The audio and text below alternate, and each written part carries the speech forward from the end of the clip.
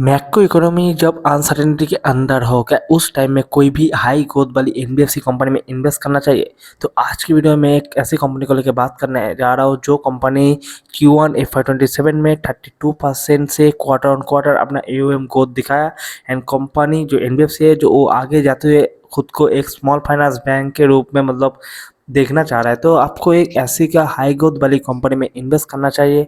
क्या आपको overall uncertainty चारों तरफ आप देख पा रहे हो कि मिडिल ईस्ट में जो वार बन रहा है उसके रिगार्डिंग इंडिया में इन्फ्लेशन रेट प्राइसेस वगैरह बढ़ रहा है, क्या उन सारे में इस टाइम पे जो कलेक्शन साइड में थोड़ा इशू होता है, क्या इस टाइम में सेफली रुक जाना चाहिए, क्या हाई ग्रोथ वाला एनबीएफसी कंपनी में पार्टिसिपेट करके पैसा बनाना चाहिए? तो मेरा आज जो कंपनी लेके बात करने जाए उसका नाम है रीजेंसी फिनकॉर्प। और जो कंपनी ने रिसेंटली Q1 FY27 का रियल पब्लिश किया है, एंड कंपनी बहुत तगड़ा ग्रोथ दिखाया। AUM में ईयर ऑन ईयर 90% कंपनी ने ग्रोथ किया एंड क्वार्टर ऑन क्वार्टर 32% और परसेंटेज कंपनी ने ग्रोथ किया। 30% से कोई एनबीएफसी ग्रोथ करना वो बहुत ही बड़ी बात होता है, इमेजिनेशन के बाहर होता है। कोई नॉर्मल आदमी प्रेडिक्ट नहीं कर सकता, बट कंपनी का जो प्लान था, क्योंकि FY26 में कंपनी का AUM था 261 CR, बट कंपनी का FY27 में जो गाइडेंस है वो 500 to 550 CR का AUM टारगेट कर रहा है कंपनी। कंपनी अप्रॉक्स 100 और 100% से ज़्यादा AUM ग्रोथ की टारगेट कर रहे हैं।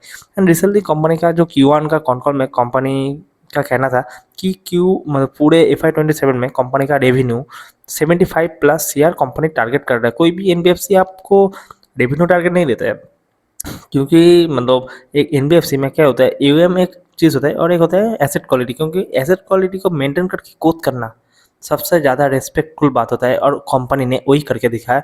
क्योंकि कंपनी का जो asset quality GNPA number and NPA number, क्योंकि लास्ट क्वार्टर Q4 FY26 में GNPA नंबर था 0.99 एंड कंपनी का Q1 FY27 में GNPA नंबर था 0.98, 1 BPS इम्प्रूवमेंट प्लस 30% से अपना AUM ग्रोथ ग्रोथ कर रहा है, बट एसेट क्वालिटी मेंटेन कर रहा है। ऐसा कंपनी आपको जहाँ पर भी दिखे, आपको उसी टाइम से आपको उसको वॉच लिस्ट में ऐड कर लेना चाहिए। क्योंकि ग्रोथ के साथ एसेट क्वालिटी मेंटेन वाला एनबीएफसी कंपनी सबसे मस्त होती है। एंड कंपनी का आपको बिजनेस वगैरह जानना चाहिए, तो आज की वीडियो में पूरा बिजनेस को लेके बात करूंगा एंड Q1 का परफॉर्मेंस। तो कंपनी ने मैं जैसे बोला कि बहुत अच्छा गाइडेंस भी दिखाया, रेवेन्यू गाइडेंस 75, एंड कंपनी का जो पैट गाइडेंस है वो भी है 25 to 30 CR का FY27 वाला गाइडेंस। एंड कंपनी का एक long term theory long term एक विजन है कि FY30 में कंपनी का AUM टारगेट 3000 CR, रिपीट कर रहा हूँ 3000 CR। आज का कितना AUM? 345 CR का AUM है। कंपनी का टारगेट कितना कर रहा है आगे नेक्स्ट 4 साल में? 10x 3000 CR। एंड कंपनी उस टाइम में अपना जो बुक वैल्यू बोल सकते हो और नेटवर्क बोल सकते हो वो 500 CR से भी ज़्यादा एक्सपेक्ट कर रहा है। एंड कंपनी FY30 के एंड में स्मॉल फाइनेंस बैंक के रूप में खुद को देख रहा है। बैंक जो इतना पेस से ग्रोथ करे उसका एक ही टारगेट है, उसको एक स्मॉल फाइनेंस बैंक के रूप में खुद को रिप्रेजेंट करना। तो इसलिए कंपनी बहुत तगड़ा पेस से ग्रोथ कर रहा है। कंपनी रिसेंटली लास्ट क्वार्टर से कंपनी कॉल करना चालू किया है, और उसमें से मैनेजमेंट का जो गाइडेंस और मैनेजमेंट का जो आउटलुक वो भी समझ में आ रहा है। एंड कंपनी बहुत तगड़ा पेस से ग्रोथ कर रहा है। कंपनी का जो ओवरऑल गाइडेंस है वो भी था GNPA नंबर, क्योंकि कंपनी मेंटेन कर रहा है, और GNPA नंबर का कंपनी का गाइडेंस है कि लेस देन 1.25% का नीचे रेंज में हम रखेंगे। एनपीए नंबर ऑलवेज 1% का नीचे रखेंगे। क्रेडिट कॉस्ट भी हम 1%, लेस देन 1% हम मेंटेन करके रखेंगे। कंपनी बोल रहे हैं हम ग्रोथ तो करते रहेंगे, बट उसके साथ एसेट क्वालिटी में कोई एक्स्ट्रा हेवी वेट प्रेशर नहीं लेंगे। उसको मेंटेन करते हुए हम आगे बढ़ते रहेंगे। डेट्स मीन क्या, आपको एक अच्छा पेप्सी कंपनी मिल रहा है जो अपना एसेट क्वालिटी को डाइल्यूटेड करके ग्रोथ लेके आ रहा है। ऐसा नहीं, कंपनी एसेट क्वालिटी को मेंटेन करके अपना ग्रोथ फ्यूचर ग्रोथ लेके आ रहा है। डेट्स मीन बहुत ही तगड़ा परफॉर्मेंस कर रहा है। एंड कंपनी का जो मेन बुक ओवरऑल में एम के बात करूँ तो एमएसएमई इंडस्ट्री में है, और डिजिटल लेंडिंग वगैरह करता है। बहुत ही स्मॉल फाइनेंस ग्रुप टाइप का लोन अनसिक्योर्ड एमएसएमई भी करता है। बट कंपनी का जो टारगेट है अभी 80% MSME secure lending and 20% digital lending. तो कंपनी बाकी जो सेगमेंट है अनसिक्योर एंड जो ग्रुप लोन सेगमेंट था उसको पूरा डाउन कर देगा, उसको धीरे धीरे उसका मिक्स घट के पूरा सिक्योर एंड डिजिटल लेंडिंग में शिफ्ट हो जाएगा। तो कंपनी का ठीक ठाक राइट डायरेक्शन में जा रहा है। एंड कंपनी का मैं अभी प्रोडक्ट का सेगमेंट के अंदर चला जाऊँ, जैसे एमएसएमई सिक्योर सेगमेंट, तो उसमें कंपनी का जो टारगेट कस्टमर है वो होता है रिटेलर, नहीं तो मैन्युफैक्चरिंग करता है कंपनी, मतलब मैन्युफैक्चर कंपनी, बट वो कोई प्रोडक्ट बना रहा है जो रिटेल पर्सन्स बाई करता है। मतलब ऐसा कोई कंपनी जो B2B टाइप का हो, कंपनी वही मैन्युफैक्चरर को अपना लोन प्रोवाइड करता है जो अपना प्रोडक्ट, जो मैन्युफैक्चरर अपना प्रोडक्ट B2C को सेल करता है। दैट्स मीन कंपनी का जो कस्टमर ऑडियंस होता है, और उसमें भी कंपनी बहुत ही सिलेक्टिवली चूज़ कर रहा है। ऐसा नहीं हर किसी को पकड़ के लोन दे रहा है, बहुत ही सिलेक्टिव वे में कंपनी अपना कस्टमर को एक्वायर कर रहा है। और कंपनी का एक वंश में कंपनी मेंटेन करता है कि एक कोई भी वंश हो उसका AUM कभी भी 12 करोड़ से ज़्यादा ना हो। कोई सिटी एरिया में हो गया उस टाइम में 15 करोड़ से ज़्यादा ना हो, मतलब कंपनी उसको मेंटेन कर रहा है। एंड कंपनी का जो यील्ड लेवल है वो 18 to 24% का यील्ड रेंज है।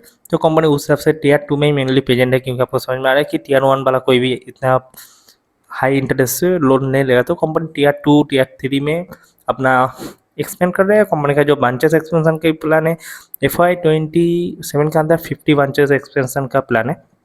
अभी कंपनी का 25 और 24 कुछ रेंज में है, तो अभी भी और भी ज़्यादा एक्सपेंशन करना बाकी है। तो कंपनी का ओवरऑल जो आउटलुक लगा, asset quality maintain, AUM growth, और एंड ऊपर से ओवरऑल रेवेन्यू पैड गाइडेंस वगैरह हर चीज़ सही लगा मुझे। एंड कंपनी का और भी जो मतलब एक्सपेक्टेशन है, जैसे प्रोडक्ट रेंज में और एक प्रोडक्ट है आपका डिजिटल लेंडिंग। तो डिजिटल लेंडिंग मेनली कंपनी का जो फोकस है, जैसे पर्सनल लोन होता है और एक टाइप का लोन होता है जो आपको दूसरा कंपनी भी मिल जाएगा, जैसे अर्ली एक्सेस सैलरी। मतलब कंपनी का अभी जो टारगेट ऑडियंस डिजिटल लेंडिंग में कर रहा है कि किसी को अपना सैलरी लगेगा एडवांस में, और कंपनी को उसको मतलब एक शॉर्ट टर्म लोन लेना पड़े मतलब लोन लगेगा, मतलब पकड़ लीजिए 2 महीना 3 महीना के लिए उसको 1 लाख का इमरजेंसी पड़ जाए, तो इसीलिए उसको वो जो इमरजेंसी शॉर्ट पीरियड टाइम वाला जो लोन 1 महीना 2 महीना 4 महीना ऑन एन एवरेज, कंपनी का एवरेज ड्यूरेशन आ रहा है 4 महीना, बट ओवरऑल आप ऐसे समझ लीजिए कि 3 महीना 2 महीना भी हो सकता है, 5 महीना 6 महीना भी हो सकता है, वो भी पूरा कस्टमर के ऊपर। मतलब वो पूरा हो रहा है B2C सेगमेंट, मतलब कोई रिटेलर, उसमें कोई MSME कोई एंटरप्राइज को नहीं दे रहा है, उसमें डायरेक्ट कोई सैलरी पर्सन। और सैलरी पर्सन भी कंपनी कैसे चूज़ कर रहा है, कोई कॉर्पोरेट में जॉब करने वाली पर्सन हो, ये तो कोई LLP में काम करने वाली, मतलब ऐसा कोई नहीं कि हर जगह जाके कोई भी मैन्युफैक्चरिंग कंपनी में जाके मतलब लोन दे रहे, ऐसा नहीं, वो डायरेक्ट कॉर्पोरेट एम्प्लॉय और कोई LLP फार्म में काम करने वाले कोई एम्प्लॉय को वो लोन दे रहा है। मतलब कंपनी जिसको लोन दे रहा है, ऐसे नहीं कि हर जगह लोन दे, बहुत ही सिलेक्टिव है। इसके रिगार्ड इसके लिए ही कंपनी अपना एसेट क्वालिटी मेंटेन कर पा रहा है। एंड कंपनी का ग्रोथ भी सस्टेन रहेगा यही सेम एसेट क्वालिटी को मेंटेन करके, क्योंकि एसेट क्वालिटी को खराब करके ग्रोथ करने से कोई बड़ी बात नहीं होती है, क्योंकि एसेट क्वालिटी खराब करके हर कोई ग्रोथ कर सकता है। रोड में खड़ा होकर पैसा देना होता है तो हर कोई कर सकता है ना, तो इसमें क्या बात है, क्योंकि बात होता है पैसा आने का, उस टाइम में आपका एसेट क्वालिटी देखा जाता है। क्योंकि कंपनी ने क्वार्टर ऑन क्वार्टर अपना एसेट क्वालिटी इंप्रूव किया, एंड NPA नंबर 0 NPA, मतलब पूरा स्टेबल, मतलब बहुत ही तगड़ा। इतना ग्रोथ करने के बाद भी मेंटेन करना बहुत ही तगड़ा बात होता है। एंड मैं ओवरऑल बात करूँ कि मतलब पूरे इसमें, क्योंकि आपको एक चीज़ बोलो, कॉस्ट ऑफ फंड के टाइप, कॉस्ट ऑफ फंड अभी कंपनी का बहुत ज़्यादा है, 13 और कुछ 13.2% है।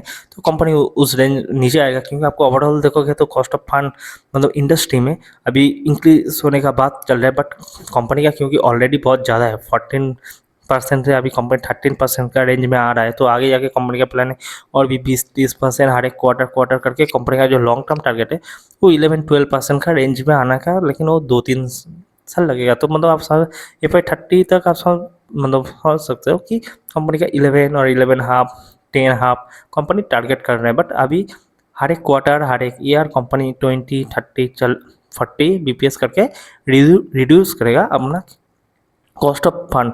और डिपेंड बाय मतलब कॉस्ट ऑफ फंड जो इम्प्रूव होगा वो मेनली डिपेंड होगा आपका क्रेडिट रेटिंग से, और भी NCD जितना वो NCD इशू कर रहे हैं उसका जितना क्रेडिट क्वालिटी अच्छा होगा उससे। और एक कंपनी का मतलब मैं जितना देख पा रहा हूँ कंपनी बहुत अच्छा कर रहा है, कंपनी ROE वगैरह मोटामोटी ठीक ठाक है। कंपनी का जो डेप्ट एंड इक्विटी लेवल है वो 1.18, मतलब बहुत ही डेप्ट लिया ही नहीं, और कंपनी लेवल है अभी 3.5 और 4x आराम से कंपनी बोल रहा है मैं कंफर्टेबल हूँ लेने के लिए। बट कंपनी का नियर फ्यूचर कोई प्लान नहीं है, कंपनी बोल रहा है पहले मैं मेरा खुद का नेटवर्क से पहले काम करूँ, बाद में मुझे जब ज़रूरत पड़ेगा उस जिस टाइम में मेरा बिग टारगेट होगा उस टाइम में मैं मेरा डेप्ट टू इक्विटी को यूज़ करके मैं फिर फर्दर मतलब लोन ले लूँगा, तो मतलब ठीक-ठाक ही है और कंपनी एक अच्छा डायरेक्शन में जा रहे हैं, कंपनी का एक लॉन्ग टर्म गोल है और कंपनी का डायरेक्शन भी सही है, कंपनी का मैनेजमेंट का कमेटी भी सही है। तो ओवरऑल मुझे अच्छा लगा। यील्ड वगैरह का भी एक सिंपल सा कहना था कि कंपनी का जो कॉस्ट ऑफ फंड जो डाउन होगा हर टाइम बाय टाइम, तो कंपनी उसको मतलब खुद के पास रखेगा नहीं, वो कस्टमर को पास ऑन कर देगा। मतलब कंपनी और भी बेटर कस्टमर एक्विजिशन के टाइप में कंपनी जा रहा है। और एक सही मतलब बोल रहा हूँ मैं, डिजिटल बिजनेस में कंपनी जो टारगेट कर रहा है उसका जो आरओआई है, मतलब रिटर्न ऑन इन्वेस्टमेंट, वो 30%, वो बहुत ज़्यादा इंटरेस्ट में कंपनी लोन देने वाला है, क्योंकि उसमें आपको समझ में आ रहा है कि वो कोई नॉर्मल, क्योंकि 3 महीना 2 महीने के लिए जिसको लोन लगेगा उसको हायर इंटरेस्ट चार्ज भी लेगा, उसमें आप पकड़ लिए 5% 4% का उसको उसके पास फी भी लेगा, क्योंकि उसको इमरजेंसी है उस टाइम में उसको लोन लगेगा, तो कोई भी जगह से वो लोन लेने के लिए रेडी होगा, तो इसीलिए कंपनी जो प्रोवाइड कर रही है इसीलिए कंपनी एक्स्ट्रा चार्ज कर रहा है, जिसके रिगार्डिंग कंपनी का जो नीम वगैरह होगा वो शायद ओवरऑल में आपको ज़्यादा दिखाई दे सकता है। बट ओवरऑल मोटामोटी कंपनी को एक एमएसएमई सिक्योर बिजनेस मतलब देखने से आपको अच्छा होगा, क्योंकि 20% मिक्स से उतना ज़्यादा कंपनी को फ़ायदा नहीं मिलेगा। तो ओवरऑल कंपनी बहुत तगड़ा कर रहा है, लॉन्ग टर्म आउटलुक बहुत अच्छा है कंपनी का। मतलब उसका प्रेजेंटेशन आप कॉल देखोगे तो आपको पूरा समझ में आ जाएगा कंपनी का डायरेक्शन कौन सा तरफ जा रहा है। तो आज की वीडियो में इतना तक रखते हैं, नेक्स्ट वीडियो में कोई दूसरा कोई कंपनी लेके बात करेंगे। जय हिंद।